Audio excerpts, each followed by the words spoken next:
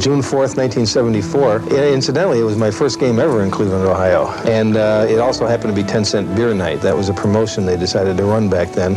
Nowadays, that probably would never go over with all the emphasis on de-emphasizing alcohol at the ballparks. But in those days, that was a promotion.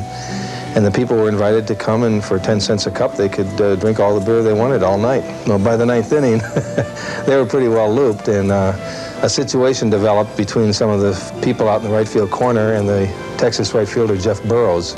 Chairs came out, and Burroughs reacted, and the people came over the stands, and here come the Rangers out to defend Burroughs, and one thing led to another, and it was just an uncontrollable situation. Well, the famous or infamous pine tar situation, now it had all the classic elements of a classic situation. You had George Brett batting, Billy Martin managing the opposing team in New York City, Goose Gossage on the mound. Brett's bat came up, he came up with the bat. It was definitely illegal. It had about 24 inches of pine tar, and the rule said 18. And Billy Martin brought us to our attention after Brett had hit a home run in the top of the ninth to put Kansas City ahead 5-4.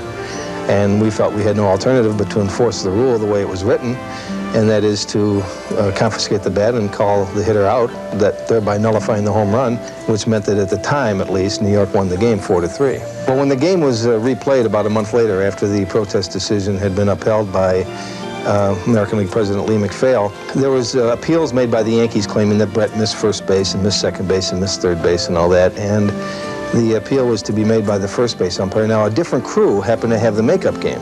It wasn't the same crew. We were not involved in the makeup game because we were out on the West Coast at the time. Well, Billy Martin was going to come storming out of the dugout when the appeals were made and say, well, how do you guys know if the guy missed the base or not? Because you weren't here.